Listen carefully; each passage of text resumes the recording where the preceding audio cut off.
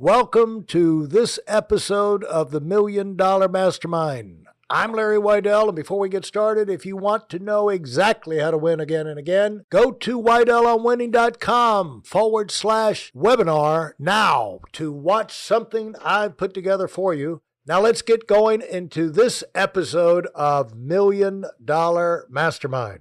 Today, we've got some exciting information we're going to cover with a new good friend of mine, Chris Naugle. Hello, Chris.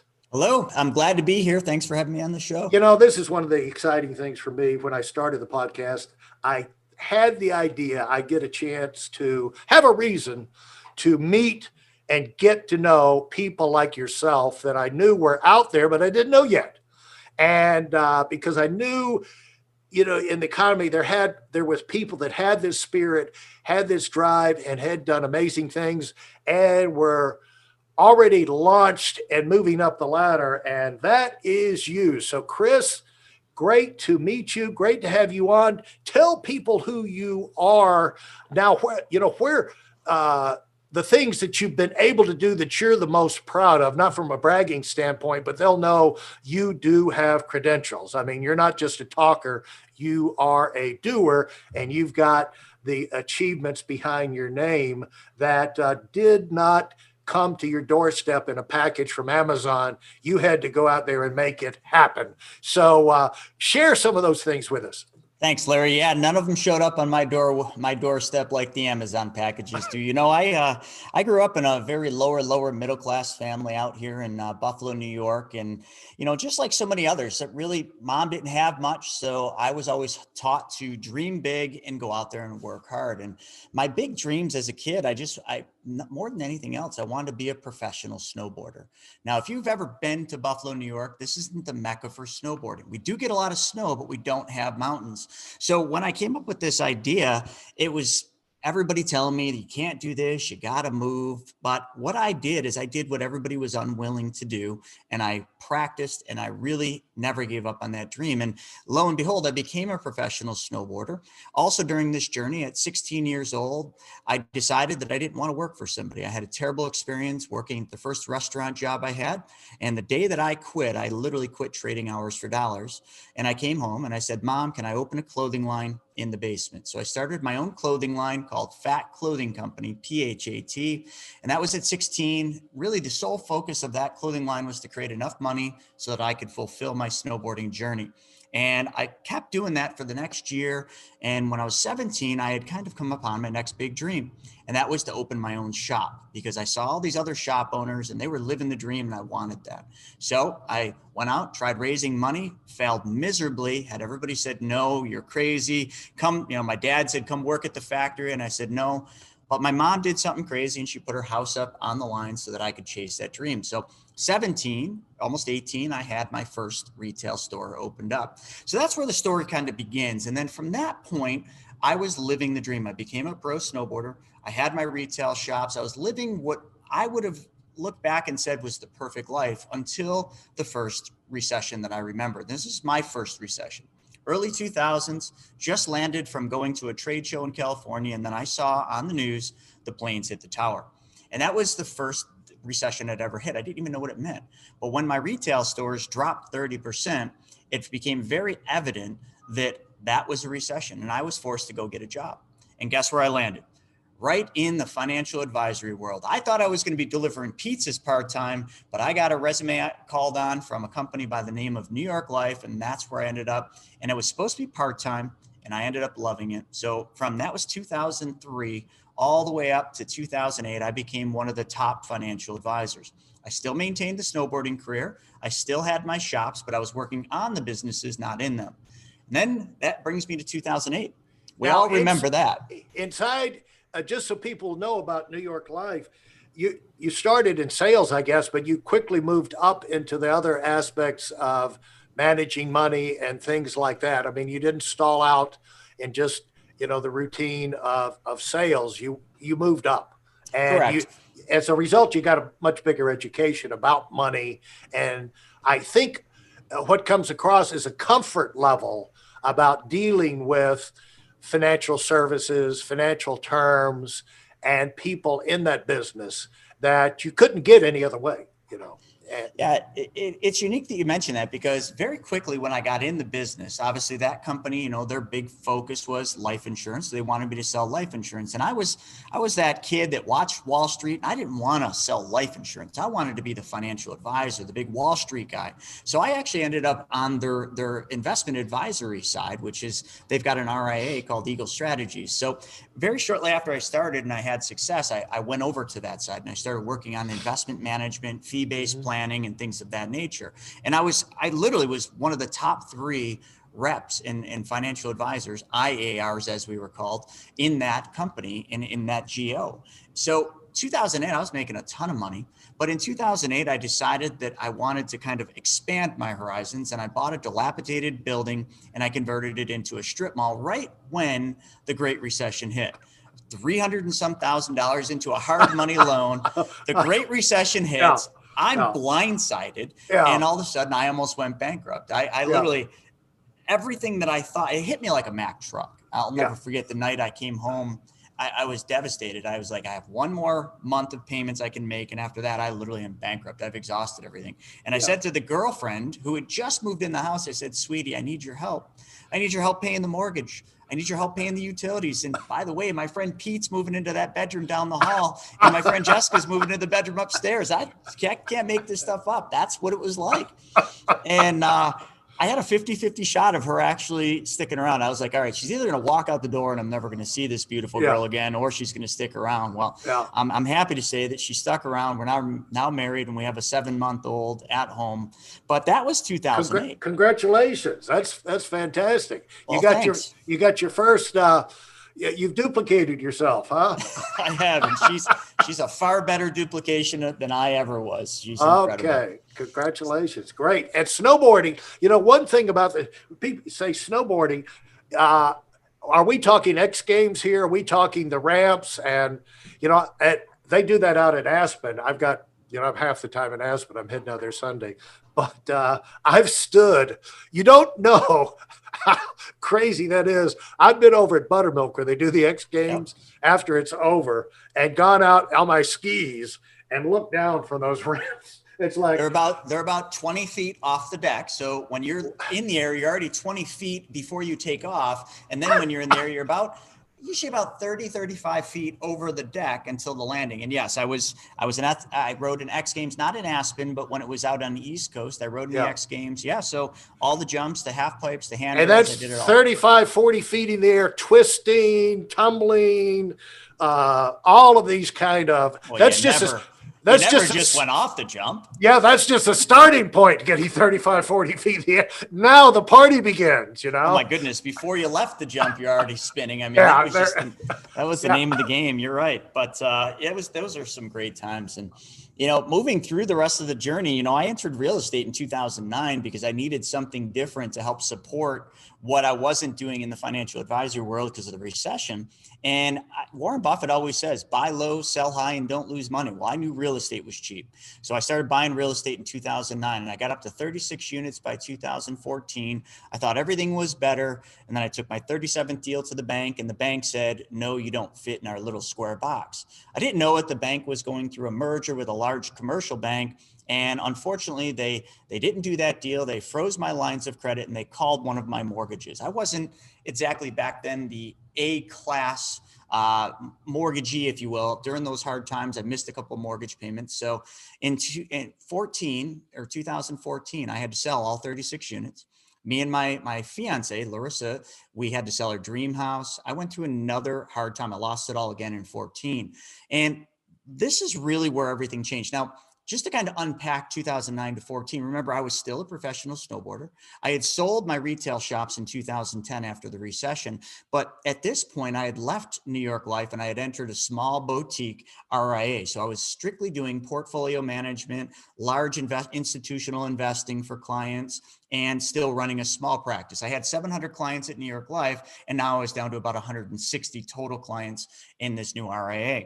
So I was, again, expanding my, we'll call it Wall Street knowledge, but more to the back end in market patterns and, you know, trading options and derivatives and doing different strategies. So that's kind of what I was doing during that time. And I'm not going to say that I loved it, because to me, it wasn't client facing as much as it was before. So I lost the things I loved about the financial services and financial advisory, but I took and learned things that I never could have learned in a traditional financial advisory role during this period.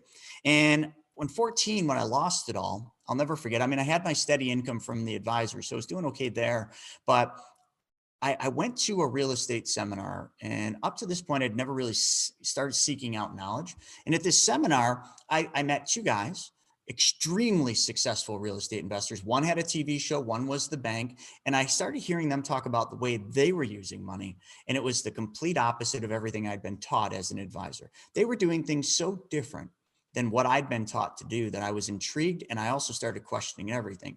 So that's when I started diving in. And what I did is I went on a journey from late 2014 straight up to this day.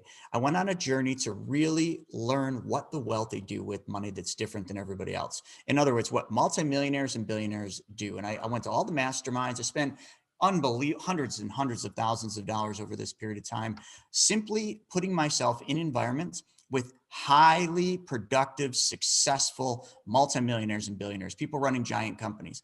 And I started seeing the patterns of what they did, how they managed money, how they moved money continuously, how they mitigated risk.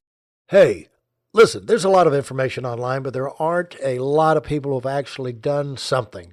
In my case, I've actually built a successful business that's accrued over $5 billion in assets under management and has done well even during trying times. Now, if you want to know exactly how I've done this, go to whitelmwinning.com/webinar now. I've compressed a decade of learning into 5 short weeks just for those of you who want to give yourself an incredible advantage and are tired of waiting and watching others move up.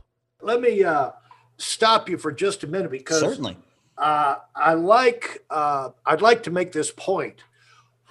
First of all, you had to have an attack spirit, go for it, go for adventure, go for greatness to get you into snowboarding to begin with, Darn right. But you carry that passion, so the great thing about it was people see their kids doing crazy things in sports and everything like that. But the deal is they're turning loose their passion. And once you learn how to do things because you really want to do it, and you wind up doing the extras and you see the rewards, you're learning lessons that you can apply the rest of your life. You don't even realize they're in there, but your approach to life is being formed, and all of us have an approach to life that drives us, and it shows up in our results. So the thing is, if people are listening to this and the results, everybody has the setbacks and everything, but how did you respond in the past to those things? Did you say, okay, I'm going to attack in a different direction? I got a hit in the face, and I'm going to, back up, shake it off, and clear my head, and then come back in and keep my hands up a little higher next time to be able to stop that punch and be able to punt, go back and say, I'm going to return the favor to the guy, see if I can get him. But, do you regroup and come back with energy? That's what I've seen or heard from what you're saying right here. At every point, you got the things happen to you that happens to all of us in life on our way up the ladder, but you got to fight your way up the ladder. And what you did was you kept getting more and more knowledge. You kept getting bigger opportunities, but you kept getting setbacks, which we all do.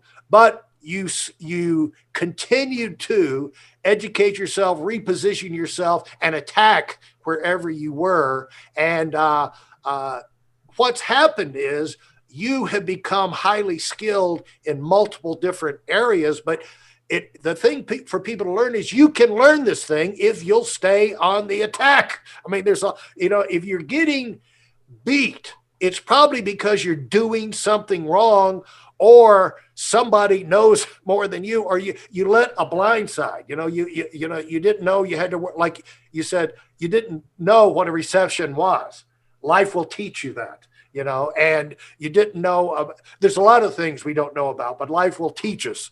And there are employees there are people out there that are beasts, and they are evil, and they come in different forms. Most of them are very lovable.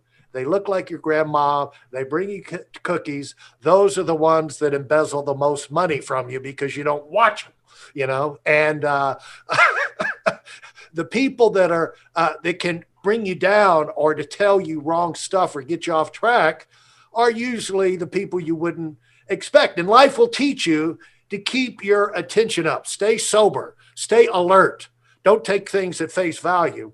But most of us have got to be taught that, but once we get the lesson, and if it doesn't hurt, you probably won't remember the lesson, And Well, so go ahead. Larry, that's an interesting thing because, looking back on my life, I've had a lot of failures. And, every single failure I had put me one step closer to the next success. But as many of your listeners will know, while I was in those failures, it didn't seem like that.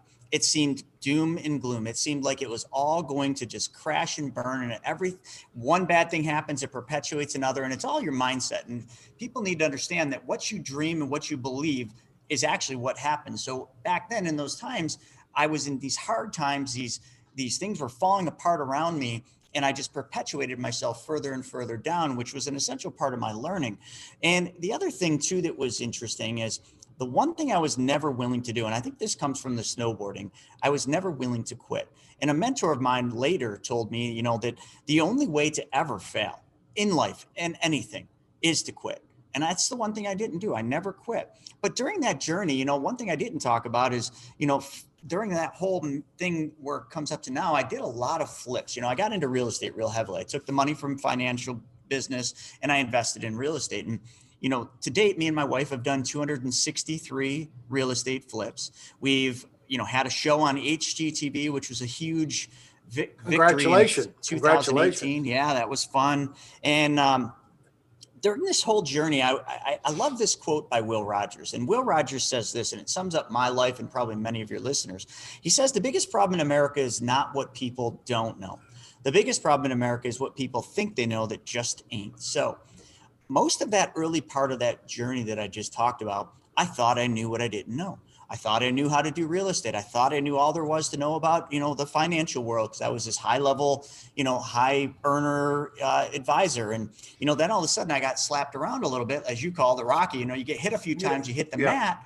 And then all of a sudden I had to rethink everything. I had to get back up and say, okay, well, if I do that again, I'm going to get hit with that left hook. So I gotta try something I'm not used to. And that's how I learned, but I just never quit. Yeah, you're not going to learn these lessons unless you get in the game. You're not going to learn how to be a boxer by reading a textbook or even watching a video. You got to get in there and be in 3D, in real time, see that punch come in. You don't really see the punch the same way watching it on a video or reading about it as when you're in the ring. And the other thing, and this is like college athletes when they go to the pros, the speed of the game, it's like John Wooden said, at UCLA, he wrote, all those books. He said, it's great to have the fundamentals, but you got to learn how to do the fundamentals at speed. And at the pro level, this is why your experience, your education is so valuable. It gives you the foundation where you can do things quickly. Yes. We got 24 hours in the day. You got to get things done. You got to make decisions. You got to react. You got to react and attack, and you got to protect yourself. You got to assess where the danger zone is, reposition yourself, and then move. You can't just do one of those things. You got to boom. And it's just like driving a car. Somebody slows down and hits the brakes in front of you. You got to react. And the thing is that every step along the way was dramatic. There was some kind of dramatic thing, but your response allowed you to make the dramatic jump forward. And I think this has been a lot of fun, very informative. And I want to get in and talk with you next time about the things that still stick with you that jumped out the most about how people that are more successful, wealthier. What jumped out to you that impacted you that, right off the top of the head have become part of your operating principles, not just like in this area, it's like something you do once a year, but on a daily basis, just like breathing and eating, sleeping, breathing, these approaches, these reactions, these attacks, these concepts are just part of your operating system. And I really am curious to hear about those. So thanks so much, Chris. This has been great. That was my pleasure. If you enjoyed what you've heard and are dead serious about finding out for yourself exactly how this works in the real world, I've taken the most valuable business lessons I've learned over 40 years and put them into something for you to watch. Go to whiteelementwinning.com/webinar now in order to move up as fast as possible. I'm Larry Weidel, and I run the $1 Million Mastermind. Go, go, go.